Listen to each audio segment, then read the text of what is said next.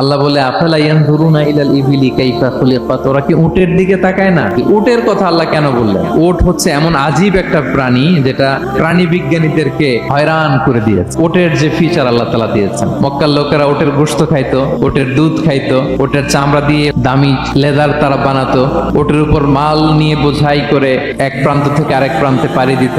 এবং উট হচ্ছে এমন প্রাণী যেটা একসাথে 1 মাস না খেয়ে বেঁচে থাকতে পারে। 1 মাস পানিও খাওয়া লাগবে না, খাবারও খাওয়া লাগবে না। এট এ টাইমে একটা উট, প্রাপ্তবয়স্ক একটা উট একসাথে 200 লিটার পানি খেয়ে ফেলতে পারে। এবং উটের পেটের ভিতরে একটা স্পেশাল ওয়াটার চেম্বার আছে, ওই চেম্বারে রেখে দেয়, খেয়ে ওইটারে পাঠায় দেয় না ওদের কিডনিতে। 200 লিটার পানি একবারে খেয়ে স্পেশাল চেম্বারে রেখে দেয়, যখন লাগবে ওইখান থেকে নিয়ে নিয়ে বেঁচে থাকে। 1 মাস না খেয়ে বেঁচে থাকে কি করে? উটের পিঠে দেখবেন একটা কুজ আছে, এই পুরো কুজটা হচ্ছে চর্বির আধার।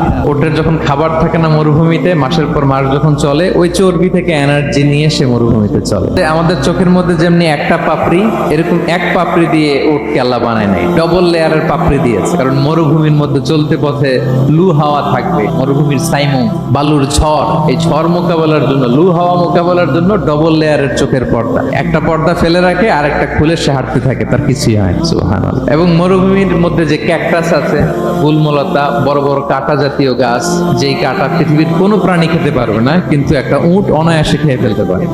উটের জিহ্বাকে এবং পাকস্থলীকে আল্লাহ এমন স্পেশালি মেড করেছেন, যত কাঁটা দিবেন খেয়ে সাবার, ওর কিছুই হয় না। আরে উটকে নিয়ে গবেষণা করলেই তো উটের মালিককে খুঁজে পায় তারা।